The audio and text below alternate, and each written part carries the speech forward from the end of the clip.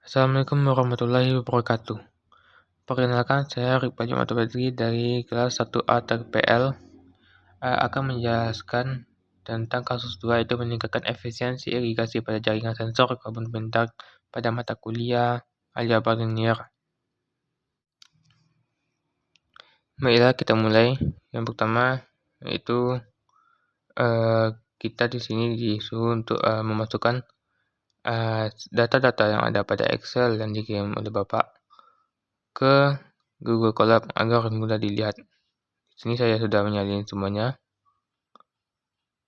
Sudah saya tampilkan di Google Colab.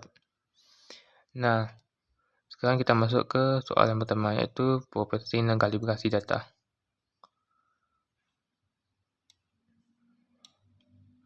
Di sini saya sudah menyiapkan kodenya, di mana processing dan kalibrasi data. Preprocessing itu merupakan pengurutan data. Bisa kita klik, kita pilih file,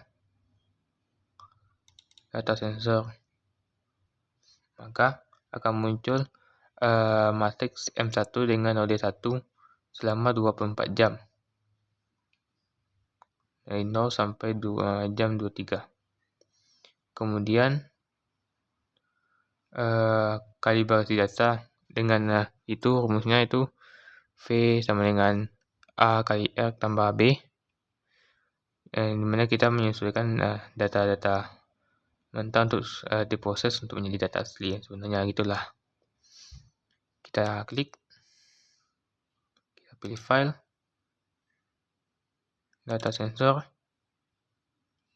Nah, maka akan muncul data-data yang ada pada node 1 dalam waktu 24 jam dengan sensor-sensor yaitu soil moisture cell, example cell, light intensity, dan soil pH cell itu.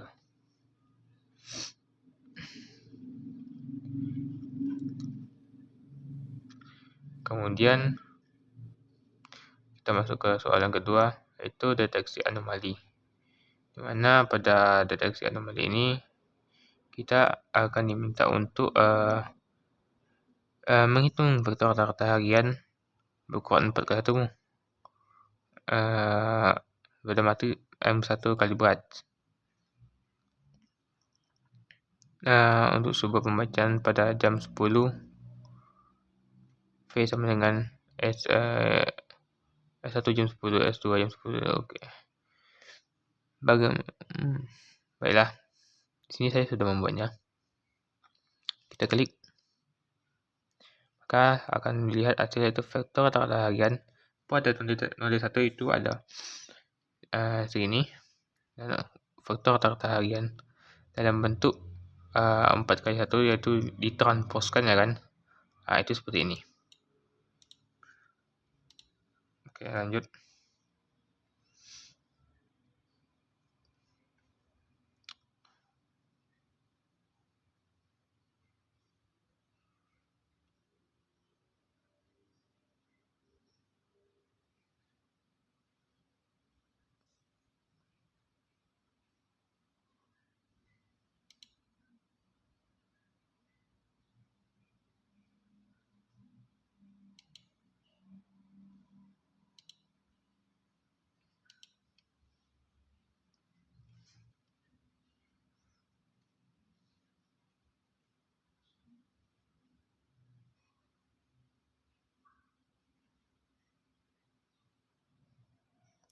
Kita lanjut ke analisis akurasi data menuju keputusan. Hitung skor kebutuhan air harian setiap node. Skor ini adalah jumlah tertimbang dari data rata hariannya. Tunjukkan bagaimana perkalian dot atau perkalian itu. Ya, langsung saja kita klik. Nah, maka di sini kita dapat melihat bahwa untuk norma Euclidean pada kondisi ini pada jam 10 ya, itu bernilai 7496,78 pembacaan sensor pada jam 10, anomali jauh dari rata-rata harian.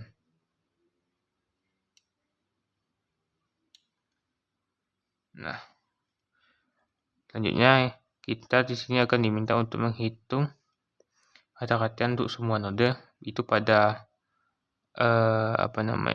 pada analisis data agresi data ini. Ya, tunjukkan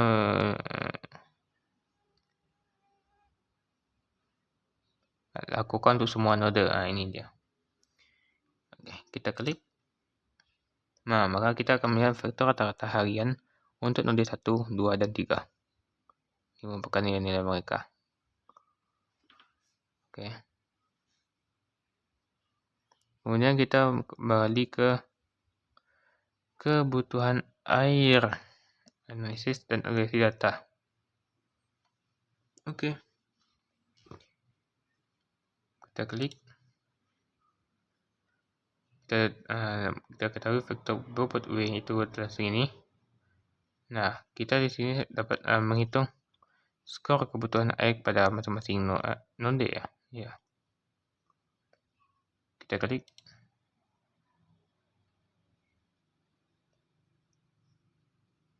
Nah, kita di sini dapat kita lihat di mana skor kebutuhan air harian untuk node 1 itu 4006,78 dan node 2 4121,88 dan node 3 3892,79. Node yang paling membutuhkan air adalah node 2 dengan skor tertinggi yaitu sebesar 3526,22.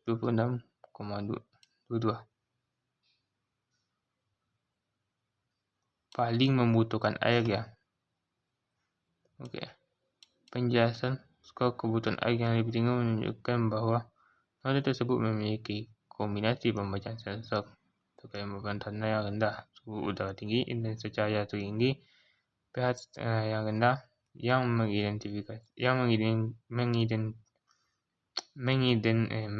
mengindikasikan kebutuhan air yang apa woi?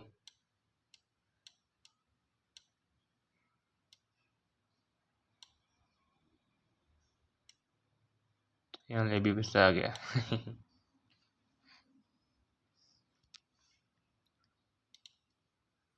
Kita klik aja. Oh.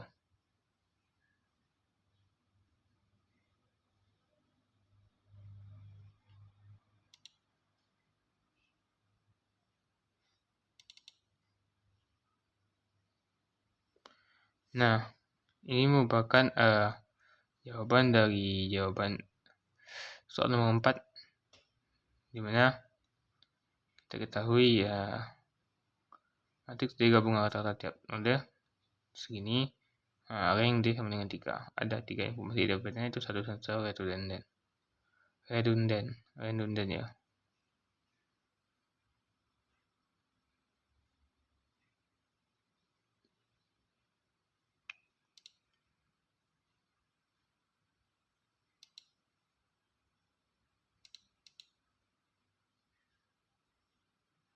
Nah, ini merupakan jawaban dari soal nomor 5 ya.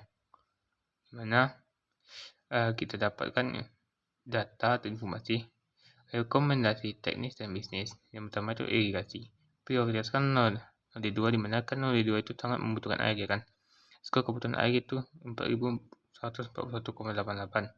Pemeliharaan jam 10 node 1 normal. Norma Euclidean sama dengan 7456,78.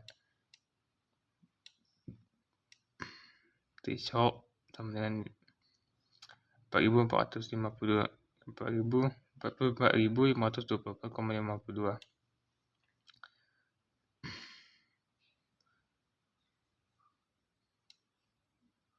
Optimasi jaringan rank D sama dengan 3. Ada redundansi sensor di mana itu bisa dikompresi atau dikurangi. Baiklah, sekian dari yang saya sampaikan. Assalamualaikum warahmatullahi wabarakatuh.